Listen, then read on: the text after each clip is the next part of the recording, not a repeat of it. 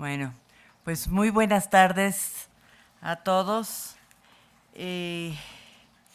Como parte de las actividades del eje 12 de este Congreso de Ciencias Sociales, que responde al rubro de las ciencias sociales en el siglo XXI, estamos presentando hoy esta mesa que tiene 4 invitados realmente excepcionales. Nada más, antes de decirles quién es cada quien, les digo que tenemos en la mesa 2 eméritos, una ex miembro de la Junta de Gobierno y a un ex secretario ejecutivo del Consejo Mexicano de las Ciencias Sociales. Así que es, bueno, y a otra. Entonces, es realmente una mesa muy importante que nos parece que puede aportar mucho, y les agradezco al doctor Antonio Lascano, a la doctora Gina Zabludowski, al doctor Oscar Contreras y a la doctora Judith Boxer el estar esta mañana, esta mediodía con nosotros. Por diversas razones y en diversos ámbitos, la ciencia es hoy cuestionada. Se desconfía de las vacunas, se desconfía de la veracidad del cambio climático, cada vez menos se desconfía. Se desconfía de los resultados de las ciencias sociales porque no han resuelto todos los problemas que aquejan a las sociedades. Y esto nos hizo pensar en que esta mesa podría discutir esto bajo este rubro general de la ciencia bajo sospecha. Les voy a dar la palabra en el orden en que están: la doctora Judith Boxer primero, luego el doctor Oscar Contreras, luego la doctora Zabludowski, para que cierre el doctor Lascano. Y les recuerdo a los ponentes que van a tener máximo 10 minutos cada uno para que después podamos abrir un diálogo entre los 4. Entonces sí les ruego que se plieguen a los tiempos. Y presento entonces a la doctora Judith Boxer. Ella es profesora emérita de la Facultad de Ciencias Políticas y Sociales, doctora en Ciencia Política por la propia UNAM, Premio Universidad Nacional y Premio Sor Juana Inés de la Cruz, y una investigadora de muchísimos años que ha hecho investigación sobre docencia, sobre democracia, globalización, identidad y además de sus estudios sobre la diáspora judía en México. Ha participado en numerosas organizaciones de defensa de derechos humanos, es autora de 11 libros y coordinadora de muchos otros. Fue además coordinadora del posgrado de la UNAM. Sin más, me da muchísimo gusto tener a Judith Boxer aquí. Adelante. Bueno, muchas gracias a todos ustedes que nos acompañan y a mis estimadísimos colegas de esta mesa, que en efecto aprecio mucho, y yo también aprecio la discreción de la doctora Cristina Puga de no mencionar que fue alumna mía, con lo cual nos ubicaría en la línea del tiempo, ¿correcto? Pero bueno, en todo caso, estamos aquí, colegas, alumnos que acabo de ver que iniciaron conmigo en el posgrado y que hoy son profesores ya en diferentes instituciones. A mí me pareció excelente, me pareció desafiante cuando Cristina Puga nos envió esta invitación con estas 2 preguntas.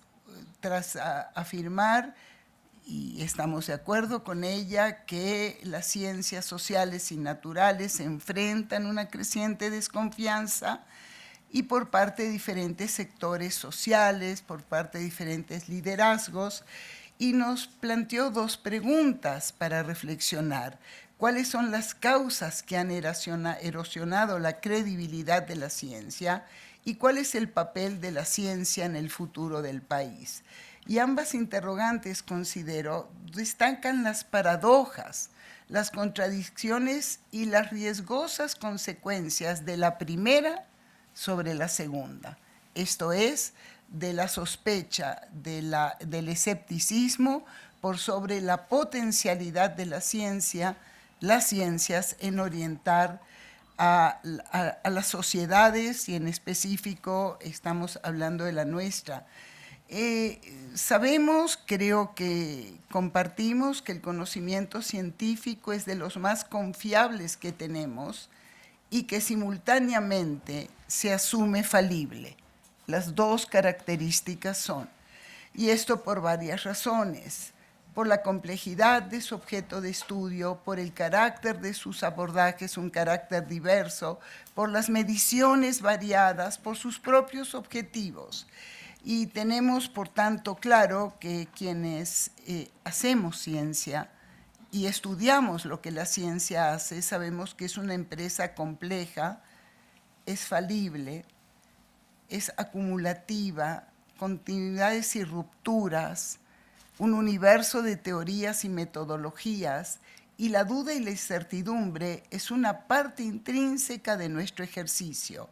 Y sin embargo, hoy lo que encontramos es que se duda precisamente de este conocimiento que está basado en el compromiso con la rigurosidad fiable, confiable, demostrable. ¿Qué significa esto? El escepticismo es una crítica y es un cuestionamiento de su valor. Es un cuestionamiento de que la ciencia aspira y puede en efecto proveer los instrumentos y el saber que permiten enfrentar la creciente complejidad y no huir de ella con caminos cortos y simplificadores. Entonces, debemos explicar este escepticismo, por qué y cómo se da. ¿Qué necesidad hay de certezas que no se encuentran en aquellas que puede proporcionar las ciencias sociales? ¿Qué significa afirmar simultáneamente otras fuentes de certezas que compiten con el conocimiento? Creo que también es preguntarnos si no se trata de expectativas desplazadas desde otros dominios o esferas. Y esto, cuando digo paradojas y contradicciones, nos relaciona con lo segundo, el lugar central de la ciencia del conocimiento en el presente y futuro de nuestras sociedades. Cuando las nuevas exigencias, demandas y oportunidades que surgen de la investigación científica, humanística, social, tecnológica, han dado su clave en la generación y movilización de conocimientos y posibilidades de formar sujetos con capacidades de desempeño creativo, de adaptación a cambios.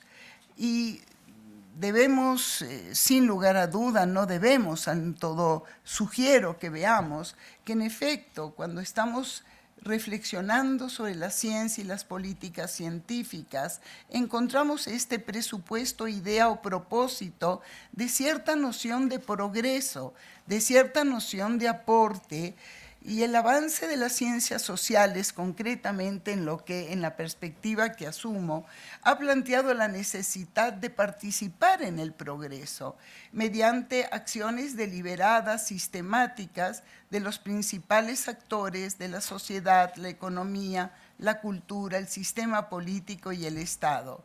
Y con ello emerge y avanza la conceptualización y la práctica de lo que muchos han llamado, y con justicia, la innovación social, que se basa en gran medida en una política científica con sus diversas variedades y alcances.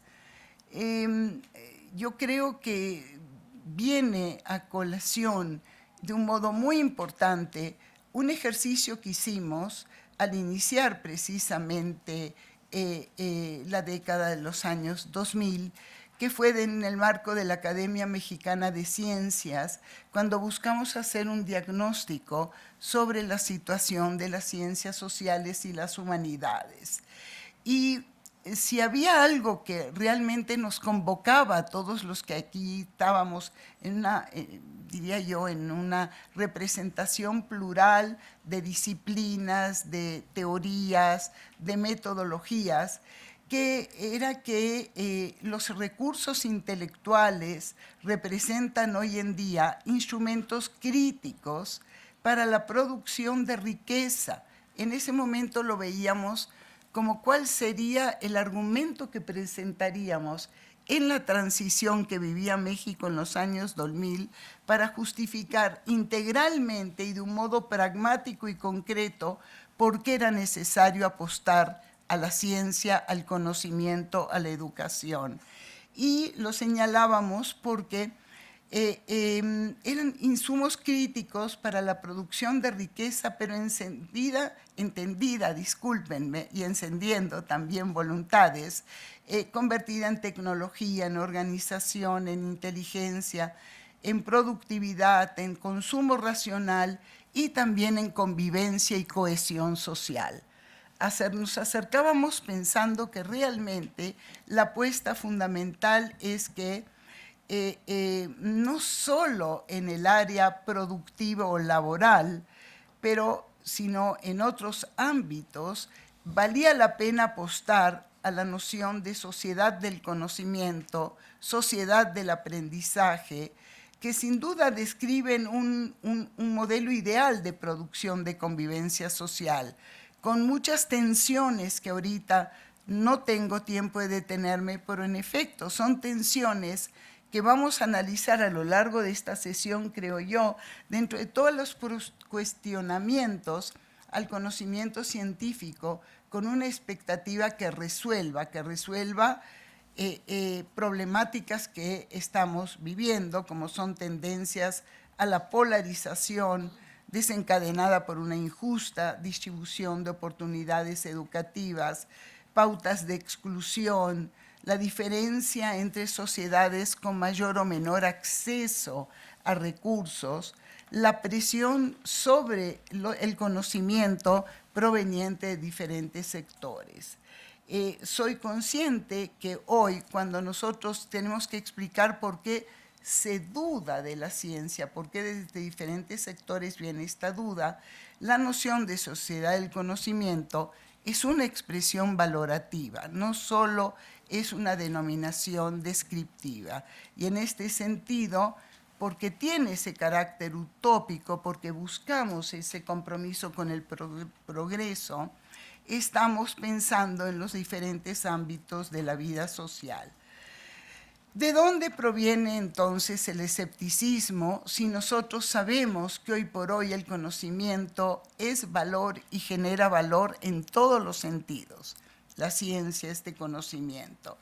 Bueno, ha habido críticas en el pasado, antes de la duda que hoy tenemos sobre la ciencia y su desarrollo. Y aquí tenemos muchos colegas que han trabajado el tema, veía yo a la doctora Rosalba Casas, hay otros más aquí, decía, pero si nos abrió muchas veces rumbo en cuando trabajó los diagnósticos de las ciencias en la década de los 70 y en la década de los 90, tratando de dar cuenta cuáles eran las deficiencias precisamente del sistema científico y de las políticas de desarrollo. Bueno, lo que queremos decir es que son factores macroeconómicos, políticos, que han afectado la estabilidad de lo que podríamos llamar la consolidación de un... 2 minutos. Bueno, entonces diremos que las críticas existían, no la duda en torno a su valor. Y la duda la tenemos que explicar por voy a pedir dos planteamientos que procuraré desarrollar luego. Primero, porque precisamente lo que hoy vivimos, como es una pérdida de confianza en la política, una ciudadanía decepcionada por promesas incumplidas, un cuestionamiento de gobiernos, son esa la causa fundamental que hay una crítica a la falta de respuestas a las necesidades de las mujeres, los hombres. Debería acudirse a la ciencia precisamente, y lo que esta crítica, esta desconfianza ha generado ha sido precisamente una forma de representación política, me refiero a los populismos, que han sido una fuente fundamental de cuestionamiento del conocimiento científico. Una desconfianza al conocimiento de la ciencia, a los intelectuales, que junto con una nostalgia del establishment y crítica pasada, entra la ciencia y los intelectuales como aquellos sectores que representan la desconfianza del pasado. Hay un déficit de confianza, hay una inseguridad derivada de la complejidad, y entonces lo que encontramos son discursos que permean de arriba hacia abajo. Otros sectores tienen otras razones y se han estudiado, y lo que dan es una exigencia, una inculpación de que es la ciencia precisamente la que estaría compitiendo con otra fuente de certeza. En el caso que señalamos del populismo como forma de representación, la certeza previene precisamente de una nueva forma de organización política. Esto me hace concluir esta primer parte con señalar que hay derivas hoy, nuevas derivas autoritarias en el mundo social y político que vivimos, en la política y la sociedad, que ofrecen narrativas y discursos negacionistas, conspirativos, o bien cuya fuente fundamental esté asociada a ejercicios de la posverdad. Debo finalizar aquí, lo lamento. Esto estaría relacionado básicamente con los progresos que hemos hecho como ciencia en América Latina, en México, nuestras deficiencias, pero ciertamente nuestro desafío contemporáneo de dar una batalla intelectual seria a quien cuestione la ciencia, sobre todo cuando como ejercicio científico dependemos fundamentalmente de financiamientos que de exhibir la duda nos limitan en nuestro quehacer. Bueno, gracias.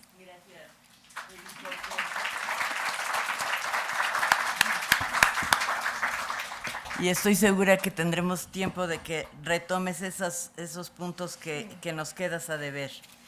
Le doy la palabra entonces al doctor Óscar Contreras. Él es profesor investigador del Colegio de la Frontera Norte, doctor en Ciencias Sociales por el Colegio de México, fue secretario ejecutivo del Consejo Mexicano de Ciencias Sociales, es miembro de numerosas asociaciones académicas, fue premio Jesús Silva Herzog en 1998 y es autor de libros y artículos de investigación sobre procesos de trabajo, desarrollo tecnológico y cadenas de valor, y sobre todo de cuestiones sobre ciencias sociales. Sin más. Muchas gracias, Cristina, por la invitación a esta mesa, por la iniciativa de la mesa y pues por la invitación a compartir aquí con quienes están. Soy un privilegiado de poder estar aquí. Un intruso, pero igual muy contento.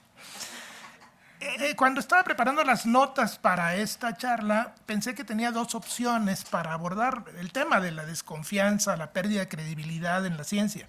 Una de ellas, por supuesto, es la idea de que, bueno, las ciencias sociales tienen herramientas teóricas, metodológicas para explicar este fenómeno, es un fenómeno social, de desconfianza en las ciencias sociales. Y, de hecho, bueno, algunos elementos los acaba de mencionar Judith Boxer, y hay muchos estudios muy sólidos sobre los determinantes sociales de este fenómeno. Pero la otra opción es pensar, bueno, las ciencias sociales forman parte de ese fenómeno, también están bajo sospecha.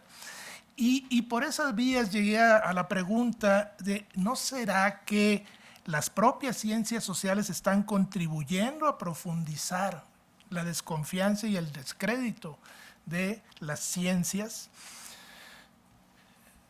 La respuesta breve es que sí, pero para ocupar los 10 minutos voy a hablar un poquito más de eso. Yo tengo experiencia ya de varios años como profesor de posgrado en varios centros académicos de esas regiones que mis colegas chilangos llaman la provincia. Y bueno, he sido testigo que incluso en esas tierras salvajes, en esas fronteras salvajes, muchos de mis colegas investigadores, sobre todo los más jóvenes, pero sobre todo los alumnos, los estudiantes de posgrado, se han adherido a alguna de las variantes del relativismo epistémico, llámese epistemologías del sur, teoría decolonial, epistemologías feministas, etcétera. He visto proliferar esos enfoques, pero entiendo que no es solo mi problema. O sea, en los centros académicos de América Latina durante los últimos 30 años se ha extendido la influencia de estas corrientes de pensamiento que promueven un relativismo epistémico extremo y quizá insostenible. En una plática de ayer, en una de las sesiones de ayer, Héctor Raúl Solís se lamentaba de que ya a estas alturas ya no tenemos en las ciencias sociales aquellos debates de fines del siglo XX, los grandes debates, digamos, de las grandes teorías en las que se intentaba caracterizar la globalidad y los grandes sistemas, las grandes discusiones con pretensiones, digamos, de validez universal sobre las transformaciones del mundo. Eso ya no existe y ahora, decía Héctor, estamos en un periodo de pasmo de la teoría social. Bueno, las ciencias sociales es un problema endémico, la constante duda acerca de su cientificidad y luego la llamada nueva sociología de la ciencia, que ya no es nueva, pero lo fue a mediados del siglo pasado, también metió muchas dudas muy importantes, muy válidas, que calaron, digamos, profundamente en la noción de cientificidad y en el escepticismo creciente y muy válido sobre la tesis kuhniana la tesis popperiana de la demarcación entre ciencia y no ciencia. Bueno, es una larga historia, pero en donde estamos ahora es en estos enfoques de relativismo epistémico que comparten, son muchos y muy, muy diversos, aunque, como dicen luego, conoces a uno y los conoces a todos. Es una postura epistemológica en la que confluyen un relativismo cultural, podríamos decir un sano relativismo cultural, la idea de que las normas éticas, morales y sociales son producto de contextos específicos y deben ser comprendidas y evaluadas dentro de ese marco específico, por lo que no hay criterios universales para juzgar estas prácticas y creencias. Esto es sano, pero también es más problemático de lo que parece a primera vista. No me detengo en ello porque lo que me interesa es el otro componente, el del relativismo cognitivo, que ese sí es claramente un componente nocivo para el avance de las ciencias sociales. Y es la idea de que ni las formas de conocimiento ni los métodos para obtener el conocimiento son universales, sino que son dependientes del contexto. Por ello, los diferentes pueblos, culturas e incluso grupos de adscripción pueden tener sistemas de conocimiento válidos, distintos entre sí, sin que se pueda establecer una jerarquía de validez entre ellos. Solamente me voy a referir muy brevemente, por el tiempo disponible, a una de estas corrientes, la teoría decolonial, una de las más influyentes y expansivas, porque surgió en América Latina y porque tiene una enorme influencia actual en centros académicos de Estados Unidos, de Europa y, por supuesto, del llamado sur global. Hay que reconocer, desde luego, que el impulso original de la teoría decolonial viene, digamos, de parte de un amplio movimiento intelectual enfocado a desterrar del pensamiento social los numerosos sesgos impuestos por el poder colonial. Ya que estamos en un espacio, en un maravilloso espacio del Instituto de Investigaciones Económicas, bueno, vale traer a colación autores como Aníbal Quijano y a muchos autores de la teoría de la dependencia, también una corriente muy latinoamericana, digamos cuyo trabajo pretendió exhibir muchas tesis erróneas sobre la periferia, que eran tesis resultantes de sesgos eurocéntricos, pero pretendieron modificarlos, cambiarlos, combatirlos a través de teorías más correctas en el marco de las convenciones metodológicas de las ciencias sociales y en diálogo con la literatura internacional especializada. La teoría de la dependencia tuvo digamos, ya no está tan vigente, ha habido avances que han, digamos, desplazado algunas de sus tesis, pero lo hicieron de esta manera y además influyeron en algunas de las corrientes más fecundas que actualmente, digamos, tienen una vigencia. Ayer Alejandro Portes mencionaba el enfoque de las cadenas globales de valor. Este enfoque surgió en diálogo con la teoría de la dependencia y actualmente es una de las herramientas más poderosas para entender desde el punto de vista económico y social cómo se generan los eslabones cada vez más complejos en la producción y distribución en la economía global.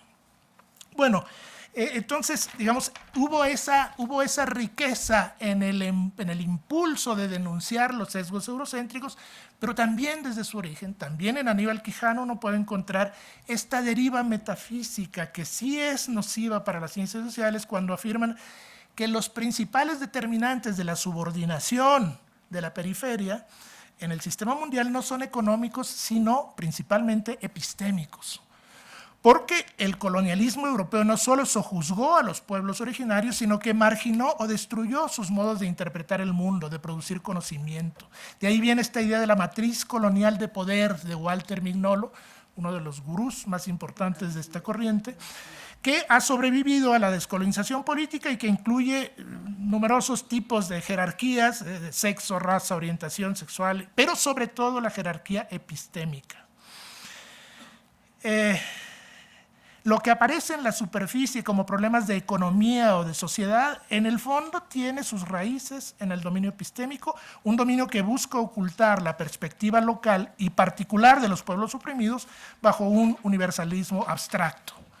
De ser así, entonces, ¿dónde está el ámbito de validez? ¿Cuáles son las restricciones a la validez de cualquier proposición o afirmación sobre el mundo social?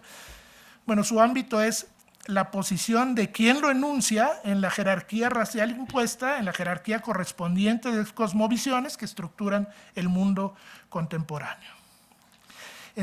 Como les gusta decir, en el contexto de enunciación se define el ámbito de validez. En resumen, ¿qué pretende qué propone? ¿Cuáles son las tesis centrales? Eso es un resumen muy estrecho, pero no tengo más tiempo. Bueno, uno, la validez de las afirmaciones sobre la sociedad no depende de su correspondencia con una realidad social objetiva, sino de dónde y quién las hace, de su ubicación dentro de una matriz colonial de poder. Dos, toda afirmación que pretenda ser válida más allá de una cierta ubicación geocultural es ideológica. Esas afirmaciones con pretensiones universales son parte de una episteme moderna basada en la matriz colonial de poder. Por lo tanto, no existe, bueno, este es fuerte, pero es textual, no existe tal cosa como una naturaleza humana transcultural, no hay un terreno común universal de experiencias al cual se pueda acudir para validar las afirmaciones de la ciencia social. Por lo tanto, nadie puede legítimamente hacer afirmaciones o realizar análisis más allá de su propio contexto geocultural. El objetivo final de este programa académico político es colocar todas las tradiciones ontoepistémicas en una posición no dominante y equitativa. Y ahí vienen pues estas epistemologías del sur, epistemologías andinas, epistemologías feministas. Yo, por cierto, anuncio que voy a lanzar una epistemología del noroeste, porque estamos hartos de que los colegas chilangos nos subordinen y nos excluyan y no comprendan nuestro... No es aquí, no, lo voy a lanzar con pompa y circunstancia. En alguna universidad estadounidense, que es donde más tiene... termino diciendo que esta tesis o las tesis de la colonialidad del saber cuestionan directamente la noción de verdad objetiva, la diferencia entre sujeto y objeto y la pretensión de validez universal del conocimiento científico, porque tales categorías y objetivos son construcciones eurocéntricas surgidas de una voluntad colonial de dominación.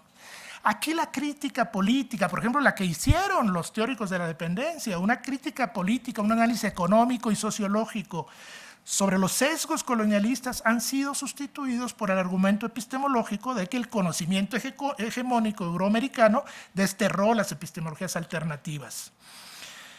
la ciencia occidental es una expresión típica de ese proceso de desplazamiento epistémico de las epistemologías, de las ontoepistemologías originarias. Ahora, termino con esto. Si se trata de una postura académica, de un debate en los espacios académicos, un debate, una lucha por la supremacía en la interpretación de la realidad, está bien.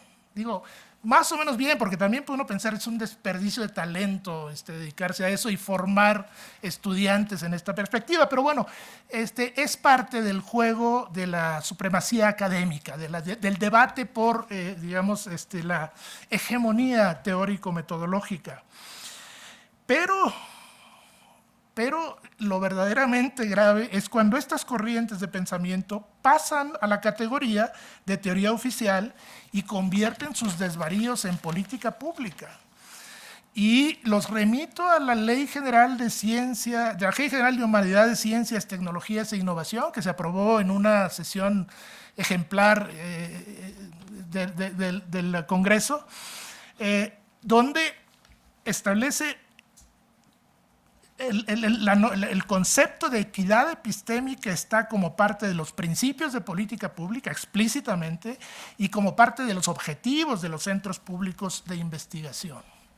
No ese es el único problema de la ley, ni siquiera es el principal entre las múltiples confusiones y retrocesos de la ley general, pero sí refleja los peligros de estos errores teóricos y epistemológicos que conducen a la claudicación en las pretensiones de objetividad y universalidad del conocimiento científico social. Hay que identificar, hay que analizar esos sesgos, pero de otra manera. Y de hecho, ya que estamos aquí, y concluyo con eso, recordarán ustedes, acaba de morir Daniel Kahneman, Premio Nobel de Economía del 2002, un tipo que nunca estudió economía, pero que le dieron el Premio Nobel de Economía por sus investigaciones sobre los sesgos cognitivos, ¿no? Pero en un programa de investigación donde convergen la neurociencia, la psicología cognitiva, la economía del comportamiento, digamos, uno de los programas más fecundos y rigurosos sobre los sesgos y no, digamos, estos desvaríos epistemológicos. Hay una responsabilidad nuestra. Estamos formando a los jóvenes en estas corrientes y los estamos confundiendo, y la comunicación que surge de ahí hacia la sociedad es muy confusa y hay alguna razón en que ya no estén confiando tanto en nosotros. Muchísimas felicidades. Gracias. Gracias, doctor Contreras. Nos incorpora toda otra línea de reflexión a esta mesa. Le doy la palabra a la doctora Gina Zabludovsky, una conocedora a fondo de la teoría social clásica además. La doctora Gina Zabludovsky es doctora en Sociología por la UNAM, investigadora emérita del SNI, profesora titular de la Facultad de Ciencias Políticas y Sociales y hasta hace unas semanas miembro de la Junta de Gobierno de la UNAM. Ha escrito más de 30 libros y numerosísimos artículos sobre teoría social y sobre otro tema que nos hermanó en alguna época, que es el de los empresarios. Ella trabaja mujeres empresarias y es un tema que no ha abandonado, que vuelve a retomar. Sin más, le doy la palabra a la doctora Zabludovsky. Gracias por estar aquí. Muchísimas gracias, Cristina, por esta invitación, y pues también me da un gran gusto compartir la mesa con estos estimados y estimadas colegas. Pues realmente me costó trabajo decidir hacia dónde me voy con esta cuestión de sospechosismo que ya hace a esta mesa sospechosa.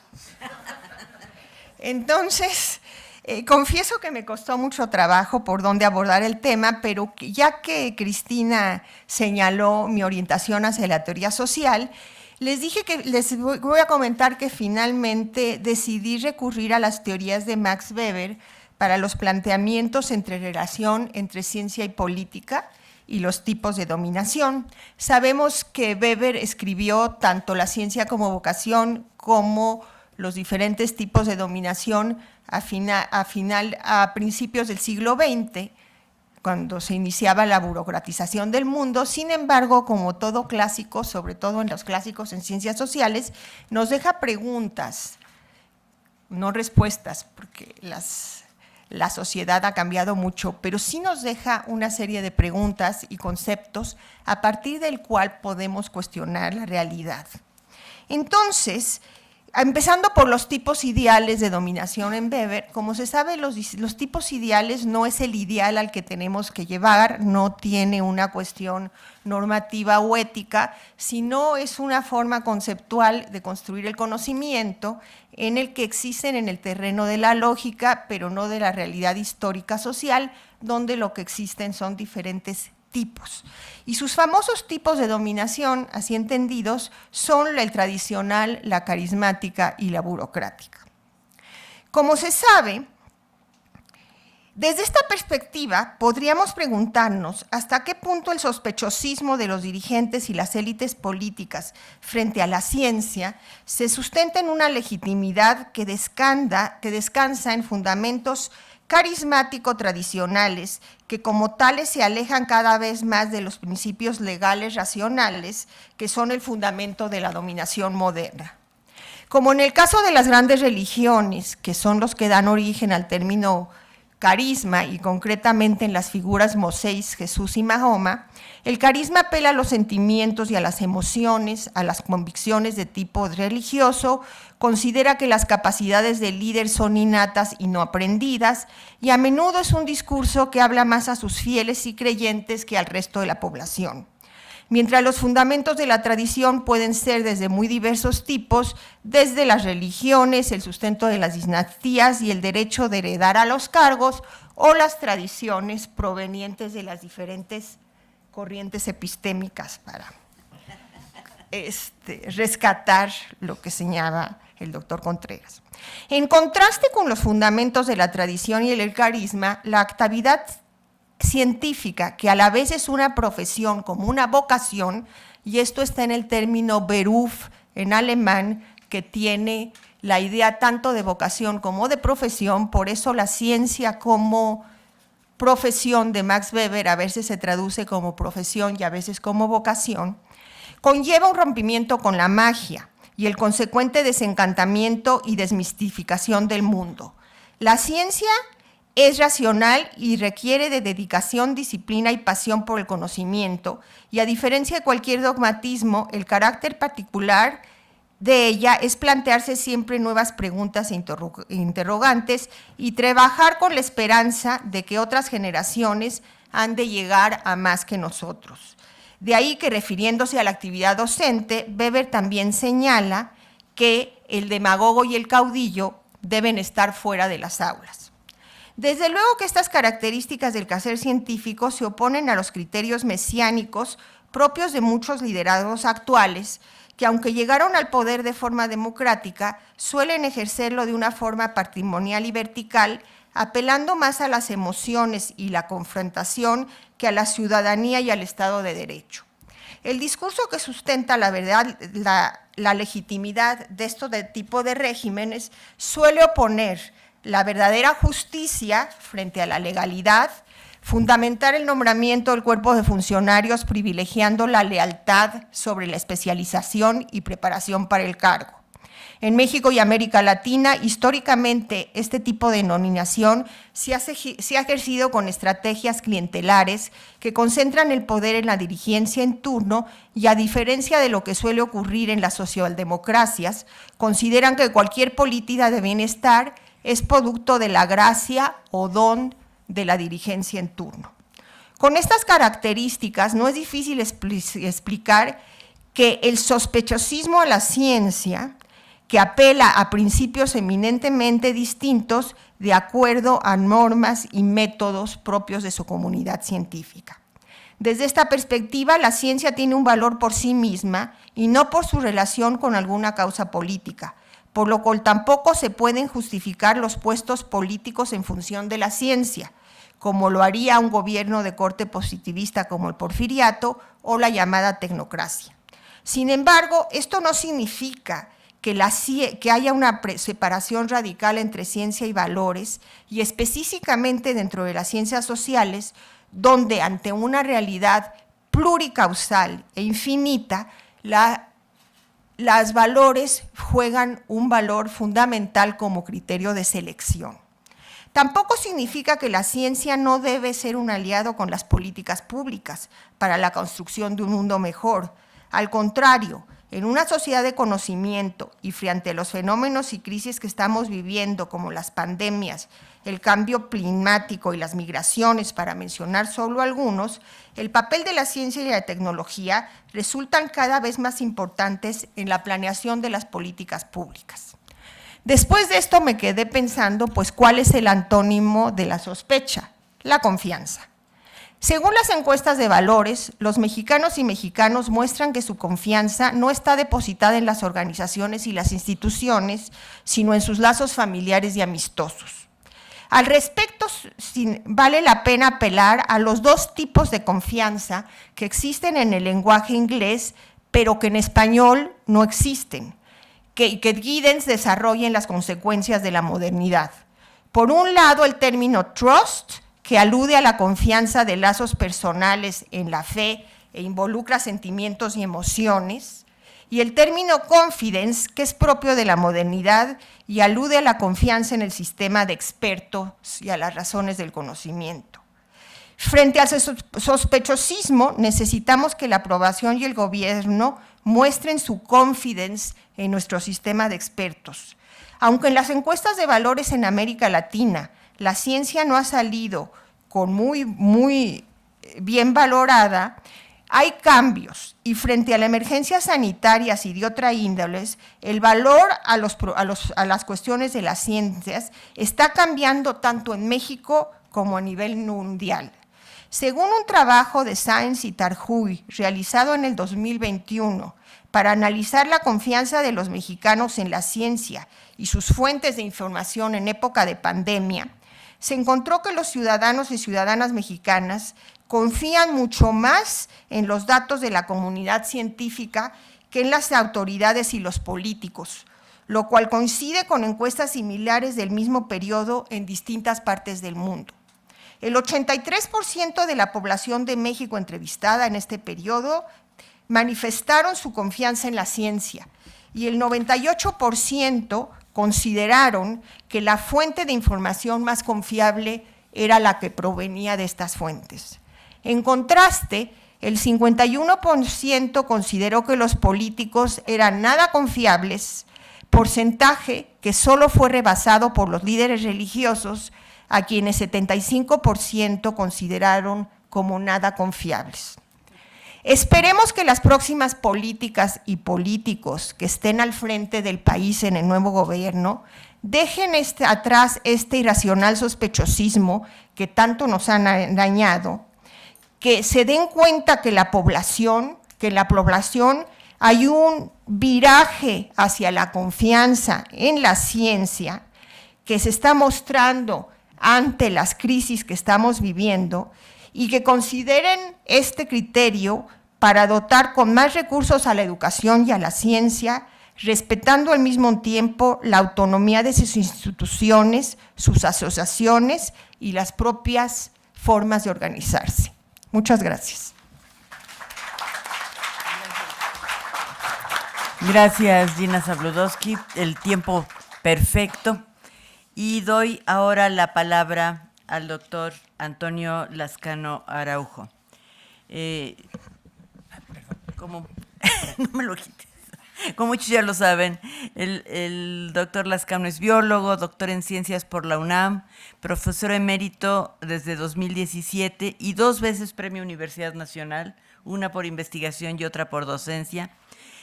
Tiene numerosos doctorados honoris causa, es miembro del Colegio Nacional y ha sido 2 veces presidente de la International Society for the Study of the Origins of Life.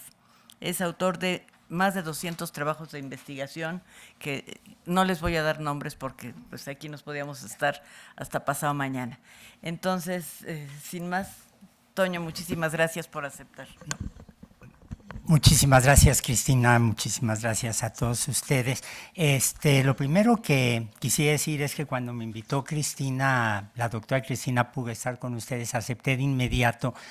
un poco por irresponsable y un poco porque el problema que sabía que se iba a tocar me interesa profundamente. En segundo lugar, porque Cristina es una amiga de esas a las que yo no le puedo negar absolutamente nada. Y en tercer lugar, una vez que estuve aquí me di cuenta que, si no en el auditorio, cuando menos en la mesa, soy la única persona que proviene de las ciencias naturales y exactas, lo cual, si bien me hace sentir un poco como Daniel en el foso de los leones, al mismo tiempo me demuestra la valentía con la que ustedes han decidido organizar una discusión sobre este problema, que en las ciencias naturales y exactas hemos rehuido porque siento que no tenemos los elementos adecuados para expresar opiniones de manera tan clara y tan tajante como se han hecho aquí. Quisiera decir que estamos acostumbrados, y bueno, me tengo que disculpar porque ni remotamente voy a tener la profundidad conceptual o analítica de los colegas que me han precedido. Recuerden que vengo de una disciplina completamente distinta. Pero yo creo que en términos generales estábamos acostumbrados a pensar en una división muy simplista de derecha y de izquierda, y tradicionalmente hemos pensado que los ataques a la ciencia como una forma de comprender y describir al mundo vienen de una derecha conservadora y religiosa que se niega a ver la importancia de una visión secular de la sociedad. Esta es la visión que típicamente tendría, no puedo hablar más que a nombre propio, pero que típicamente tendríamos en las áreas de ciencias naturales y exactas. Hoy en día enfrentamos una situación completamente diferente. Por una parte, tenemos la resurrección de políticas de un cierto tipo de izquierda, y estoy siendo generoso con el gobierno actual, como la que representa la dirección del CONACYT, que con H o sin ella busca implantar un modelo de ciencia de Estado, reflejado, por ejemplo, en la llamada Ley de Ciencias que se aprobó ilegalmente, como ya decía el doctor Contreras, el 8 de mayo del año pasado, y que, por cierto, aparece como un logro irrenunciable en las 100 propuestas de la doctora Claudia Sheinbaum. Que en realidad pretende acabar con, o está establecido así en esa ley, con mecanismos venerables, útiles no solo, y venerables no solo por ser viejos, sino porque históricamente se sabe que funcionan, como la evaluación de pares. La ley evidentemente representa una aberración jurídica, una aberración académica, e ignora, como lo reiteró la UNESCO no hace mucho, y lo quisiera citar, que hay que reconocer que la ciencia solo puede prosperar dentro de ecosistemas de investigación e innovación que promuevan la apertura y la seguridad, en donde la ciencia se preserva, se respeta, se nutre y se desarrolla y difunde las ideas y el conocimiento que se genera y se intercambian libremente. Sin embargo, yo creo que hay que decir que, para sorpresas de muchos, las ciencias naturales y exactas se ven sujetas a otro tipo de presiones y exigencias que parten no solo del análisis que desmenuza las estructuras de poder que existen en el aparato científico, sino también el rechazo y la crítica al análisis de parte de grupos identitarios y de izquierdas contestatarias que están intentando hacer tambalear, y en algunos casos lo han logrado, estructuras de enseñanza, de investigación y de divulgación, como pueden ser las universidades y sociedades académicas, y esto es extraordinariamente visible en el caso de los Estados Unidos. A menudo se afirma, y creo que hay algo de razón, que estos movimientos son parte de lo que ahora se llama el New Age. Creo que esto es solo parte de la respuesta, porque también creo que representan una mezcla de movimientos contraculturales, algunos de los cuales se están deslizando con una rapidez alarmante hacia movimientos antivacunas, la homeopatía, el creacionismo y, como se dice cada vez, al menos en los círculos de biología en México, hacia la ecología pachamama, a esta idea de que la realidad solo puede ser comprendida si reconocemos las herencias culturales de los llamados pueblos originarios, que también es un mito absoluto, porque es una categoría que en términos antropológicos, biológicos, culturales, ciertamente no existe. Ahora, ¿qué es lo que está ocurriendo aquí? Bueno, alguna vez se me ocurrió escribir un artículo para La Vieja Jornada, en donde me pidieron que describiera un poco cómo era la ciencia, y en esa época estaba yo leyendo con mucho entusiasmo la Ifigenia Cruel de don Alfonso Reyes, y don Alfonso comienza su poema diciendo: alta señora cruel y pura, compénsate a ti misma, incomparable, acaríciate sola, inmaculada, llora por ti, estéril, ruborízate y ámate, fructífera. Y así parece ser la ciencia ante los ojos de muchos, una entidad pura, alejada de la realidad, donde solamente hay un esquema de valores abstractos al que se puede acceder vía la lucha individual y colectiva por el conocimiento. Pero la realidad de las cosas es que algunas de las críticas que se le hacen al aparato científico contemporáneo por parte de estos grupos, que también han caracterizado mis colegas, nos hace o nos obliga a pensar cuál es el aparato científico que estos grupos están criticando. Y déjenme, desde la óptica de alguien que pertenece a esa estructura, criticarla. 1. Vivimos la imposición de modas definidas por unos pocos polos de poder académico a nivel mundial. Ejemplos concretos: la pandemia reciente, porque se está expandiendo, de la viruela símica, que comenzó en el África, en donde varios infectólogos y médicos locales insistían que estaban apareciendo variantes.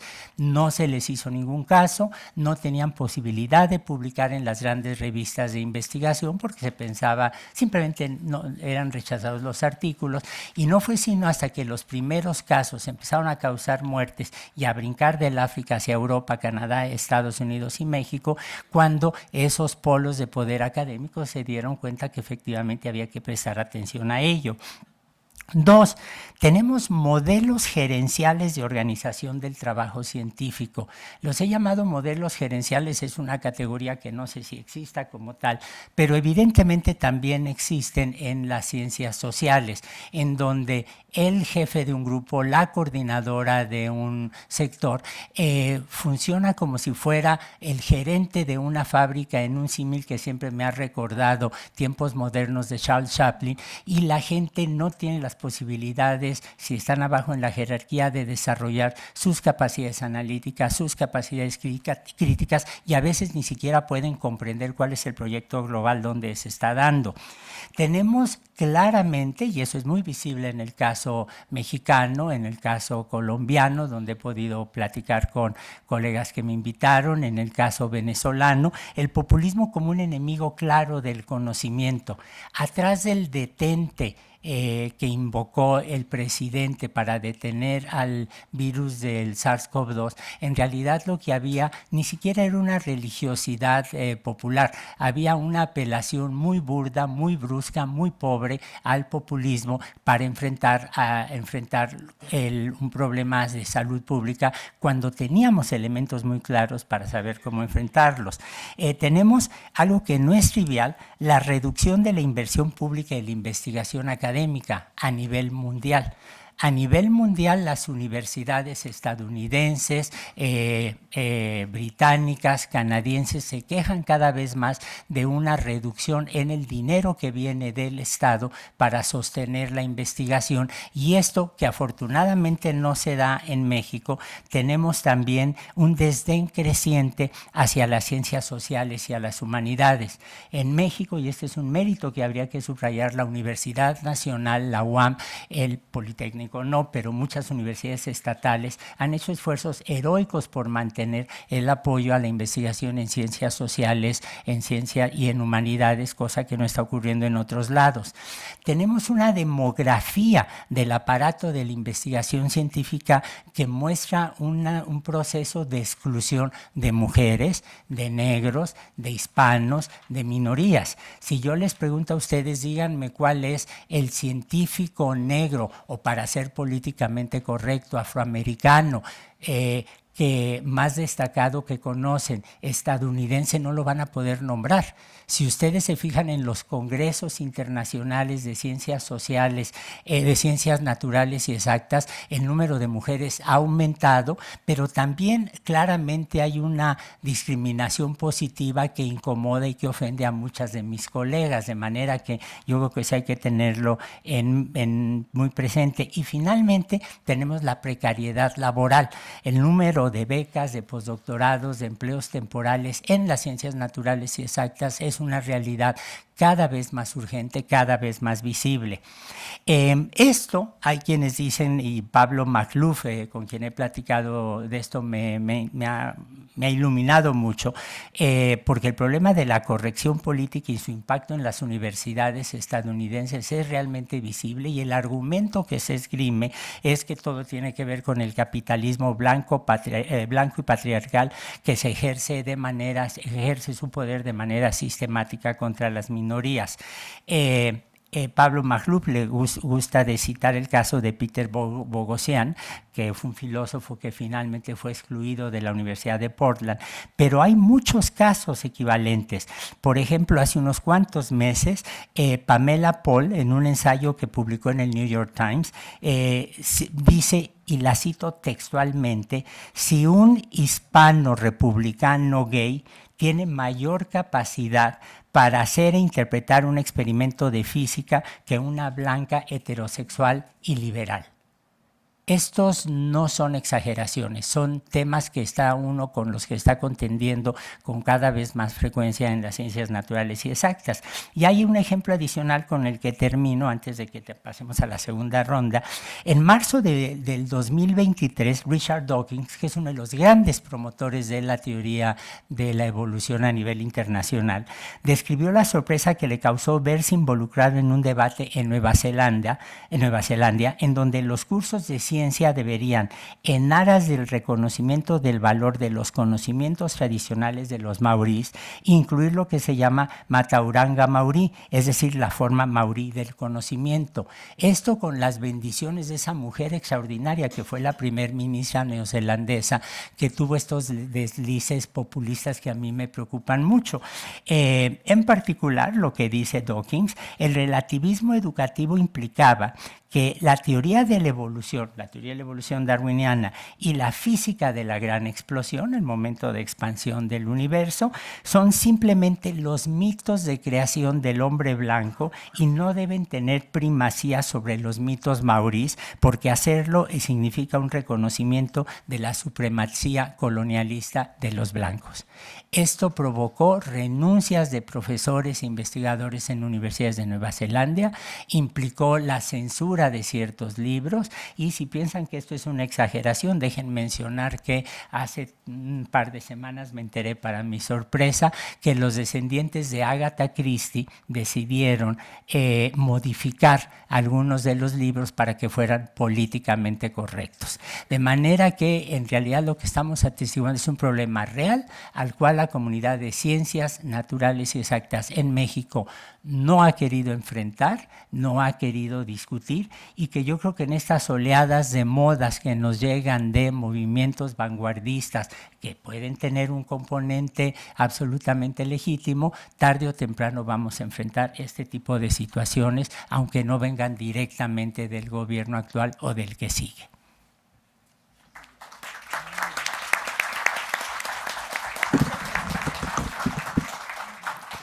Muchas gracias, Toño, doctor Antonio Lascano. Me estoy sintiendo un poco como Denise Merker con los tiempos, pero como ven, sí les doy unos 5 minutos a cada uno para responder a lo que se ha dicho, 5 o 6 minutos, y después le abrimos las preguntas al público. Adelante, Judith. ¿En el mismo orden? Si quieren en el mismo orden. Como ustedes quieran. Sí, me gustaría decir que entre todas las cosas que tenemos ahí pendientes, hay varias que a mí me llaman la atención, como la construcción de la sociedad del conocimiento, qué tanto es posible, qué se requeriría, por dónde tendríamos que ir. cómo fortalecer, digamos, el compromiso de la propia ciencia con la rigurosidad, con la verdad, y el cómo, pues, afrontar de una manera creativa y el momento en el que estamos para darle una mayor fuerza, no solo a la ciencia en general, sino, en el caso nuestro, a las ciencias sociales en particular. Dicho eso, Judith Boxer. No, quiero comenzar diciendo que me parecieron las presentaciones de mis colegas muy buenas, muy pertinentes, y que encuentro una convergencia en muchos de los planteamientos y hasta trataba yo de ver cuáles de las líneas que yo no abordé pero enuncié estaba descubriendo en ellas. Quiero a lo mejor ir, digamos, un paso adelante y decir, en primer lugar, sí creo, tal vez 3 afirmaciones, sí creo con Óscar Contreras que debemos deslindar entre pluralismo y relativismo y que hoy las ciencias sociales están enfrentando este problema. Y yo comenzaba, pero queda fuera ahora del tema.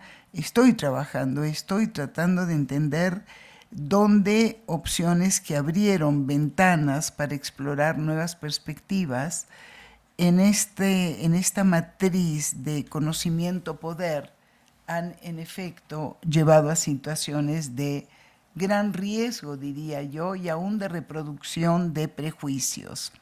Me parece que también estoy de acuerdo con lo que Gina plantea en sus 2 momentos. Esto es cuando las formas de dominación, como es el caso de la carismática, dentro del marco del populismo, en efecto, apela a referentes totalmente ajenos a aquellos donde hablamos de la diferenciación de esferas en el mundo moderno, donde la ciencia tiene su propia lógica y su propia exigencia. Y con el doctor Lascano, sin lugar a duda, hemos seguido de cerca, todos los aquí presentes, la lucha abierta que ha tenido para representar, curiosamente, el silencio muchas veces de las ciencias sociales frente a lo que estábamos viviendo. Y ha sido una lucha siempre digna, defendiendo obviamente la autonomía del conocimiento. Es heterónomo, pero sin lugar a duda tiene sus propias exigencias. Y por tanto, en esta línea, solo en esta línea, quisiera agregar lo siguiente. Creo que estamos de acuerdo, los que aquí presentamos hoy, que si bien hemos logrado los sistemas o la ciencia en nuestros sistemas, nuestros espacios para hacer ciencia, porque no es free floating, ha logrado niveles cada vez más importantes de institucionalización, pero tenemos niveles relativamente bajos de financiamiento y de coordinación entre los sistemas nacionales de investigación. Y por esto muchos de ustedes han trabajado intensamente, ¿correcto? Y son limitaciones que impactan el conocimiento. Creo que en el caso de México, y de lo que me he acercado a trabajar, en la relación entre ciencia, disciplinas y su ordenamiento institucional, ese cruce entre ciencia y espacios institucionales, lo que tenemos es 2 lógicas diferentes. Por una parte, el cambio científico, cognitivo propiamente. ¿En qué consiste? Nuevos conocimientos, valores, prácticas, formas de comunicación, nuevos paradigmas. Todo esto está dando pues una dimensión de una gran potencialidad de desarrollo. en el eje organizativo, en los espacios institucionales, aquí se trata básicamente de la modificación en estructuras formales, jerarquías, procedimientos y posiciones de poder. Y nosotros, como investigadores y nuestras universidades, sabemos que las políticas científicas han atendido más lo segundo que lo primero. Y muchas veces nuestra lógica y nuestro eje de conocimiento se ha visto constreñido y con necesidad de adaptarse a nuevas líneas, procedimientos y formas, que no decir como caso ejemplar y paradigmático, diríamos, los criterios de evaluación del conocimiento científico, que son marcados también en esta jerarquía, ¿correcto? Entonces, la pregunta que queda no es menos evidente de las previas que hemos tenido. ¿Qué tanto influyen en esta relación las políticas de Estado cuando han sido enfocadas hacia las ciencias sociales? El caso nuevamente de CONACYT creo que es ejemplar. ¿Y cuál es el impacto de este binomio entre el espacio, el ordenamiento institucional y el conocimiento? Esta es una observación que quisiera hacer. Y acercándome a lo que plantea Cristina yo pienso que uno de los aspectos centrales, diría, o más importantes de la construcción de la sociedad del conocimiento, descansa en el sistema educativo. De hecho, ahí es donde más particularmente hablo de educación superior, pero es en el sistema en general. Y esto me parece que es muy importante que tomemos conciencia, porque es ahí donde estamos generando, con las políticas que van cambiando, se van desarrollando, ¿no es cierto? Hay nuevas tareas para las universidades y las universidades compiten con otros agentes de generación de conocimientos. Y esto es algo nuevo, importante, ¿no es cierto? Lo que queda claro es que hay centros autónomos, think tanks, etcétera, etcétera, ¿correcto? De todos modos, un momento. Organizaciones y asociaciones transnacionales. Y este es un punto que todos estamos de algún modo tomando como referente y debemos explicitarlos. Las fronteras del Estado Nacional en la relación hoy por hoy de los procesos, no solo económicos, sociales, políticos, sino también científicos y de conocimiento, están siendo cruzadas y están cruzadas en formas de construcción de cadenas del conocimiento que resultan fundamentales, ¿no? Ahora, sí, seamos claros, el hecho de que haya más centros de generación de conocimiento no indica que el conocimiento necesariamente es el que cabría esperar, ¿no es cierto? Creo que tenemos que revisar las prácticas de financiamiento, ¿correcto? Cómo éstas están marcando este desarrollo. Bueno, debo acabar. También en su momento se ha planteado los nexos entre la esfera pública y privada y cómo y cuál es nuestro lugar como científicos en lograr procesos de transferencia de conocimiento que en efecto contribuyan a construir el conocimiento como valor. Hasta aquí entonces hago el corte que me pide Cristina, por favor. Adelante, Oscar. Sigas tú. Usé más tiempo. Ay, ¿qué? ¿Se imaginan si en los debates hubiera pasado eso? Bueno. ¿Cuál es 80? Era al contrario. Bueno, muchísimas gracias.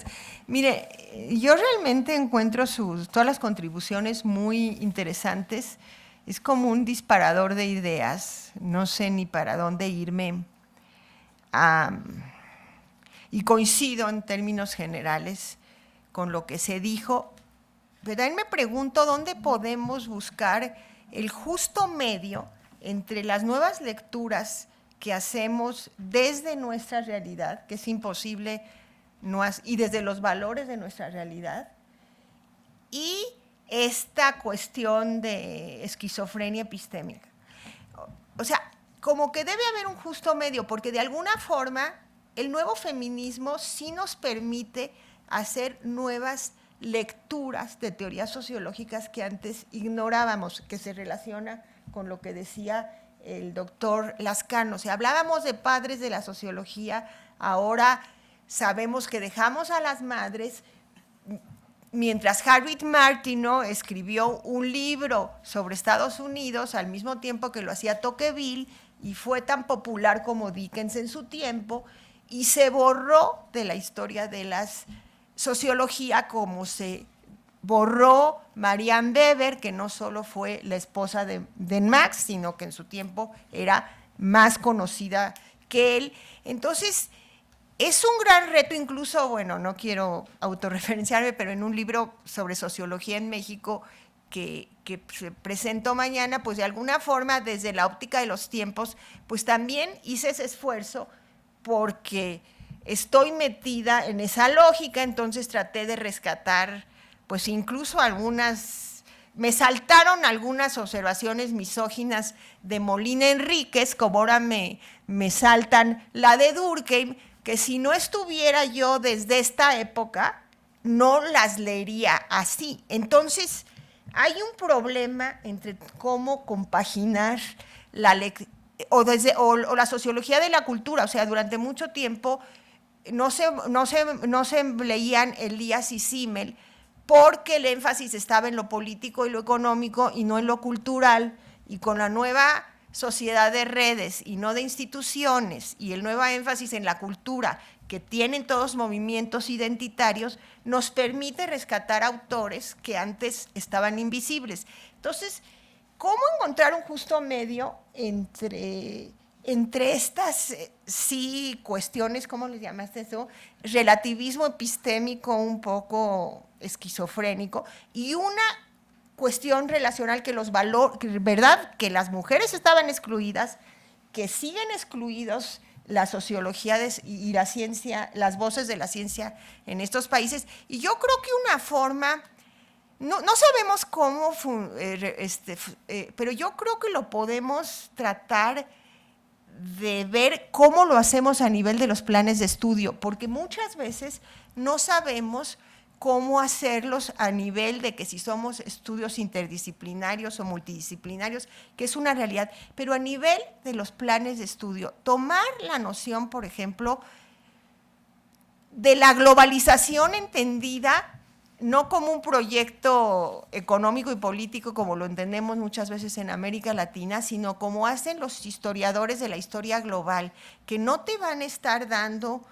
una interpretación de que primero vinieron los egipcios y luego vinieron estos, o sea, de los imperios, que uno acaba con el otro, sino que al mismo tiempo la cronología, qué pasaba en África, qué pasaba en diferentes lugares al mismo tiempo. Otro problema, por ejemplo, en la materia en el nuevo programa de sociología de la licenciatura, se quitó sociología en México que existía.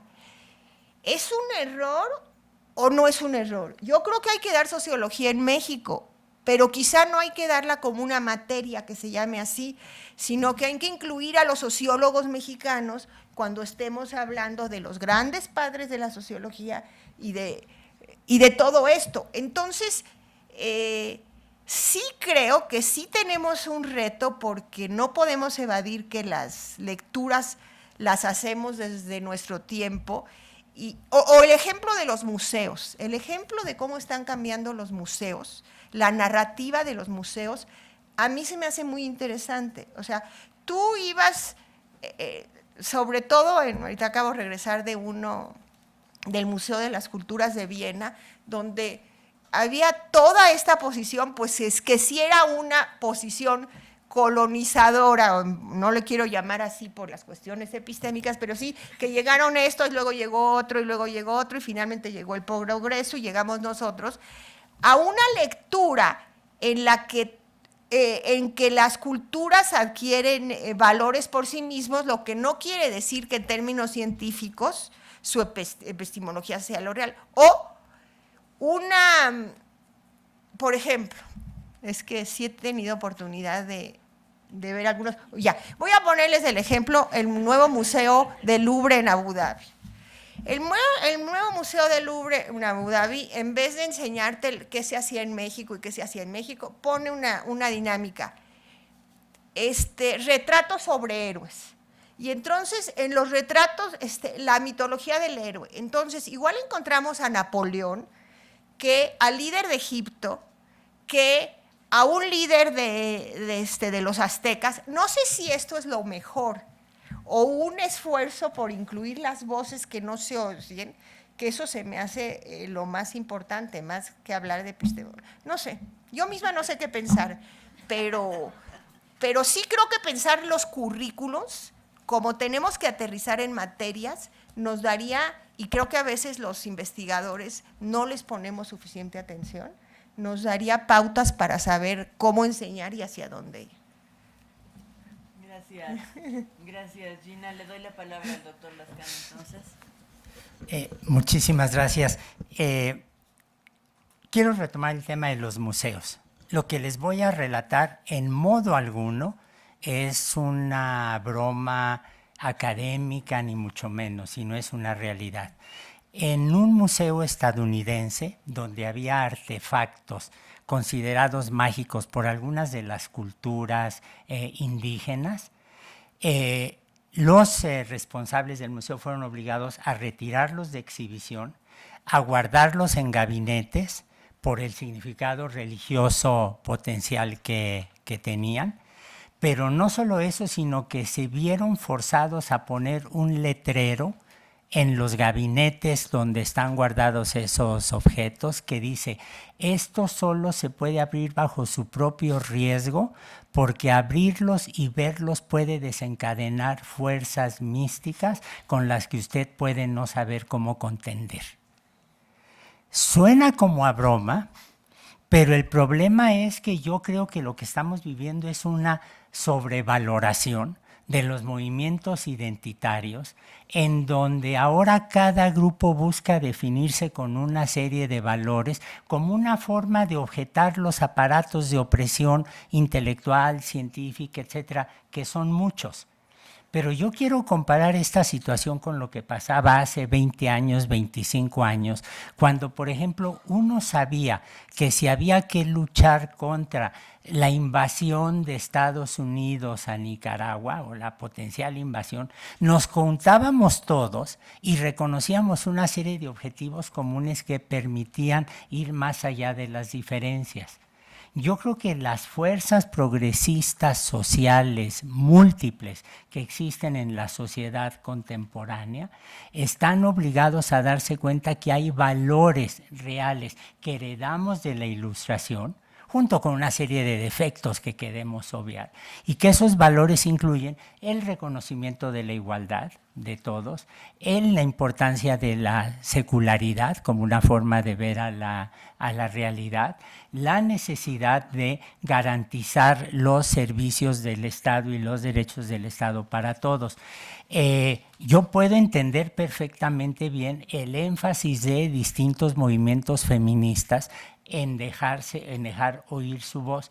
No puedo entender las diferencias que separan a algunos movimientos feministas de los hombres que estamos preocupados por los derechos de las mujeres, o de los grupos trans que son rechazados por algunos sectores de las luchas de mujeres.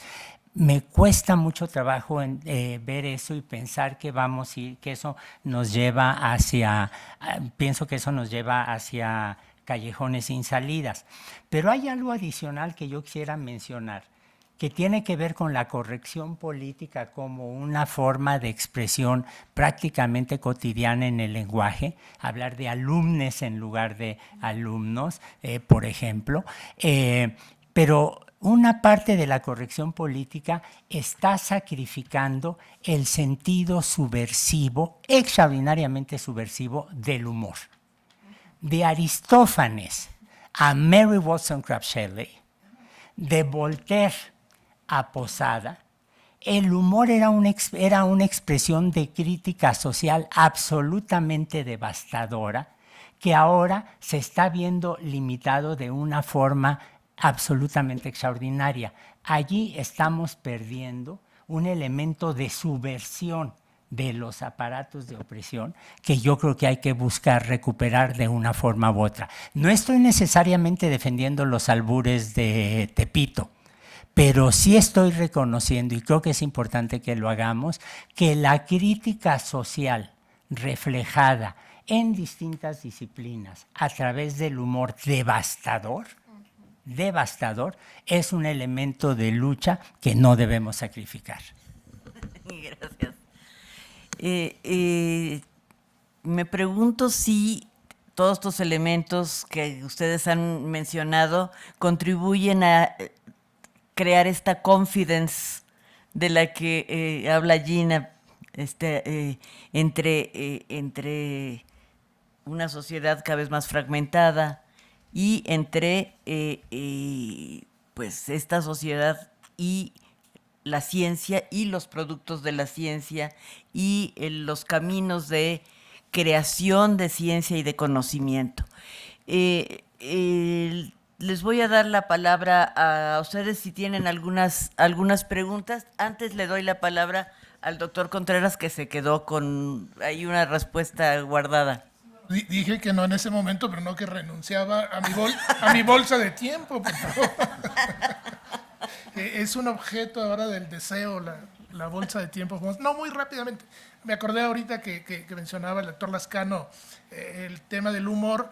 Hace poco, al pasar por ahí, no sé dónde, escuché una canción de Cricri que me trajo grandes emociones. Pero también pensé, ¿cuándo van a empezar a censurar a Cricri? Ya empezaron. Ah, bueno, Sí, no lo sabía. pero Qué pena. Bueno, es parte de este momento en el que nos encontramos. Rápidamente, yo tampoco en ningún momento quise decir o intento decir que no existan estos sesgos heteropatriarcales, sesgos de clase, de raza, de todo tipo de sesgos, digamos, que distorsionan el conocimiento sobre la realidad social. Por supuesto que existen. Bueno, sesgos regionales, ahora en mi epistemología del noroeste eso va a ser central. Que claro que los polos de poder imponen sus agendas, claro, y entonces, digamos, hay una distorsión que viene de esas relaciones de poder y que deja su impronta en la formación de los científicos, en sus proyectos de investigación, en sus resultados, etc. Por supuesto que eso existe. Mi único punto, o mi punto principal es, esos sesgos deben ser estudiados y denunciados y corregidos a través de los instrumentos de eso que ahora llaman la ciencia occidental, que en realidad es un patrimonio universal. O sea, en esa ciencia occidental que ahora se denuestra, han contribuido quizá de una manera poco visible, quizá de una manera, digamos, marginada por esos polos de poder, etcétera, etcétera. Pero han contribuido, digamos, no solamente los científicos occidentales, y esas categorías analíticas, esos métodos, esos procedimientos son comunicables y deben ser compartidos por las comunidades académicas. Digamos, es mucho más complejo el tema, pero yo lo plantearía con esa simplicidad para hacer mi punto, ¿no? Y repito, y termino con eso, yo empecé a leer a Kahneman hace un par de años, ha resultado para mí una revelación impresionante, porque Kahneman y Amos Tversky, su colega, nada más que Tversky tuvo la mala idea de morirse antes de tiempo y a él no le tocó el premio Nobel, pero entre los dos hicieron este programa de investigación y encuentran que los sesgos cognitivos tienen su origen en el funcionamiento del cerebro y, por supuesto, están, digamos, moldeados por patrones sociales. Pero en esa combinación entre el funcionamiento del cerebro y los patrones sociales de interacción, se generan todas estas heurísticas y sesgos. Es un programa maravilloso y además hecho a través de los procedimientos, los estándares de investigación científica, digamos, convencional, y con muchos experimentos. Entonces, digamos, lo que están encontrando, lo que se ha encontrado en este programa de investigación, nos puede decir mucho acerca de cómo se generan estas distorsiones que luego, por supuesto, que utilizan los grupos en el poder para preservar su dominación y para, digamos, continuar con el status quo. Pero es una cosa muy distinta pensar que, como han oprimido a todos estos grupos, cada grupo tiene su propia epistemología, su propio modo de conocer, y que son igualmente válidas que esta ciencia occidental del hombre blanco. Parece obvio, pero no lo es, y yo insisto, esto ya ha llegado a la política pública, esto ya está en la ley, y en cualquier momento se nos viene encima esa espada. Hace un momento que mencionaba Judith Boxer sobre el componente institucional. Bueno, algo que hemos aprendido en estos años es que esta que era como una joya de la corona del aparato científico mexicano, los centros públicos de investigación, son entidades muy frágiles, extraordinariamente frágiles a los embates, digamos, de las modas intelectuales, de los sesgos políticos. Bueno, comparativamente la UNAM es un ambiente mucho mejor equipado, mucho mejor protegido, mucho más resistente, más resiliente ante estos, digamos, mejor preparado para resistir a estas modas sexenales y a estos equívocos convertidos en política pública. En fin, lo dejo ahí. Ahora sí, recojo preguntas. Tenemos 10 minutos para preguntas. Les pido, por favor, se identifiquen y hagan la pregunta.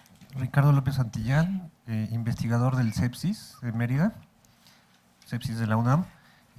Bueno, muy interesantes las propuestas. Yo no soy especialista en ciencia. La verdad es que me siento muy desafiado por lo que aquí se ha planteado en la mesa. Digamos, las grandes teóricas de nuestra facultad, de nuestra regia facultad. Ahí quisiera recoger el concepto de confianza y un poco aterrizarlo a la manera que yo hago investigación, que es más de corte etnometodológico, etnosociológico, y que donde la gente sí tiene, digamos, propósitos que uno debe de rescatar y de entender. Y eso viene mucho a cuento con los ejemplos tan interesantes del doctor Contreras y del doctor Lascano. Aquí hay una situación que a la gente nos pone en tremendas dificultades. Las universidades están deslegitimando también por la manera en cómo están produciendo el conocimiento. Y ustedes dieron ejemplos muy, muy interesantes. Por un lado, el relativismo epistémico, y por el otro lado, vamos a sintetizarlo todo en esta idea de la ecología Pachamama, ¿no? Entonces, si de pronto nos enfrentamos a este tipo de conocimiento, y los que somos más de formas tradicionales de hacer investigación y ciencia, pues sí, la verdad es que estamos frente a un relativismo que es escalofriante. Lo que pasa en el museo de que si abre esta puerta se desatan los espíritus, pues también es otro ejemplo escalofriante. Entonces, también estamos muy expuestos a demasiada información, y mucha de esta información es chatarra, y mucha de esta información está saliendo en las propias universidades, lo cual es tenebroso. Entonces, ¿cómo nos planteamos o cómo nos situamos frente a estas realidades tan complejas donde, por un lado, la Organización Mundial de la Salud dice no tomen ni una gota de alcohol, y hay otras miles de investigaciones que nos dicen una copita de vino ayuda a su salud cardiovascular, o ya no coma la dieta mediterránea porque la dieta gallega lo hace a uno más viejo? Y así estamos, ¿no? Investigaciones a diestra y siniestra que ni aportan datos contundentes y lo único que generan es un montón de información chatarra. Bueno, hasta ahí mi comentario. Gracias. ¿Alguien más?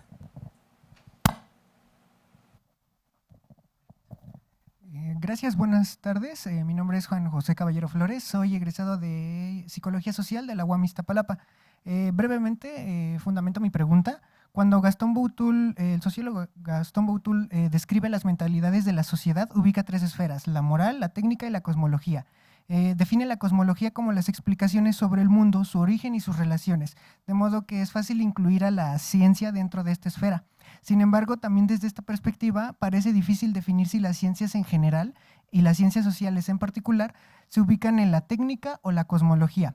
Ya señalaba el doctor Lascano que las reflexiones sobre el quehacer científico se ubican en otro nivel en las ciencias sociales porque sus explicaciones están sujetas al éxito de su aplicación práctica, como concluía el doctor Contreras. Entonces, las ciencias sociales no se conforman con integrar diferentes perspectivas de análisis y comprensión de la realidad social, de modo que me surge la siguiente pregunta: ¿vale la pena reflexionar en cuanto al sentido del quehacer científico social? Es decir, ¿es pertinente preguntarse si las ciencias sociales sirven para transformar, explicar o comprender a fin de reivindicarlas? ¿O bien las ciencias sociales deberían ejercerse por el placer que producen los cambios en el pensamiento que conlleva la investigación social? Con esta pregunta, la intención es comenzar a abrir un debate en cuanto a la experiencia subjetiva del quehacer científico, ya que el científico se enfrenta constantemente a la necesidad de investigar para sobrevivir y el placer de investigar por vocación. Muchas gracias. ¿Alguien más? Una más. Y ya. Gracias, buenas tardes. Enrique García, de la Facultad de Ciencias Políticas y Sociales, graduado de ahí. Tengo tres preguntas muy concretas. Pues creo que parte de la crisis que estamos viviendo es que venimos de un periodo posiblemente el más ortodoxo y positivista de nuestros tiempos, entonces, y que no ha dado las respuestas necesarias como sociedad. Y creo que ahí es el gran planteamiento que tenemos ahora sí que la sociedad misma hacia la ciencia, ¿no? O sea, venimos sumamente, las políticas que se han aplicado son positivistas y sumamente ortodoxas. Ahora bien, el tema de las políticas de género, y ahí me refiero más al tema de Thomas Kuhn, no estaremos dentro de un paradigma y no nos estamos sustrayendo de él. Digo, porque hoy estamos viendo que el tema es el reconocimiento, ¿no?, de todas estas epistemologías. Y bueno, pues está el metaverso, está la inteligencia artificial, que a lo mejor corre más rápido y en paralelo, si no es de que ya nos dejó atrás a los científicos sociales, y deberíamos estar pensando en estas cuestiones para ver hacia dónde vamos a llegar, ¿no? En el metaverso se supone cada quien va a hacer lo que quiera hacer, y estas cuestiones valdría la pena que las ciencias sociales las abordáramos. Por último, y espero no ser, quiero ser concreto, pero sí les quiero decir, en el tema de la reciente ley de ciencia y tecnología aprobada en mayo pasado, entiendo que